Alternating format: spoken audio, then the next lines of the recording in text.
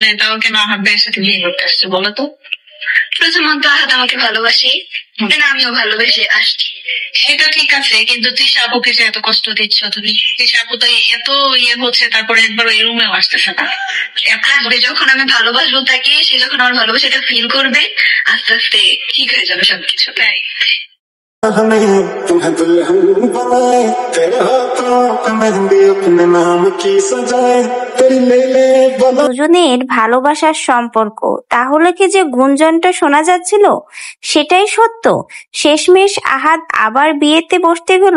একটা নয়, দুটো নয়, 4 নম্বর বিয়ে করতে যাচ্ছে আহাদ। ভাবা যায়, জব্বর এক ধামাকা দেখাতে যাচ্ছে আমাদের আহাদ ভাই। কি আর বলবো, বেটাকে শাবাশি দেওয়া উচিত। মানুষ একটা বিয়ে করে বউ রাখতে পারে না, হিমশিম খেয়ে যায়।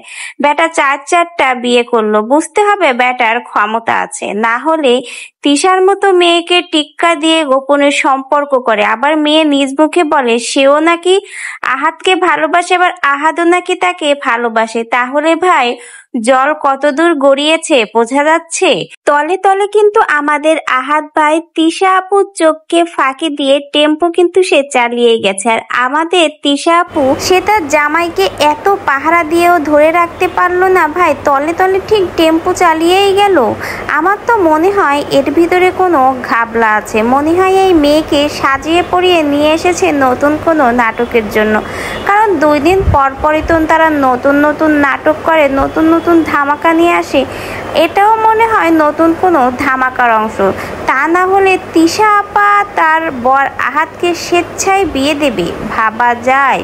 মানে যে আখিকে খেদিয়ে ছেড়েছে সে নাকি আবার খাল কেটেই কুমির আন। আর আফা বিয়ের কোণে আপনার কথা কি কব, দুনিয়ায় কি আর বেটা ছেলে চোখে দেখেননি? শেষমেশ এই 3 বিয়েওয়ালা আহাদের দিকে আপনার চোখ পড়লো। আফা গো, আপনার যে রুচির অবক্ষয় ঘটেছে তা কিন্তু বোঝাই যাচ্ছে।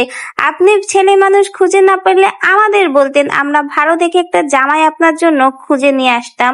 তাই বলে আপনি তিশা আপার সংসারে যাচ্ছেন? ওরে বাইরে ভাই, তিশা আপা এক কুমিরকে খেদিয়ে পারেনি, আবার নতুন কুমিরের আমদানি। ভাই তোর এত শখ সতীনের সংসার করা যে তুই শেষমেশ এই 3 বিয়েওয়ালা আহাদের ঘাড়েই ঠেলে উঠলি।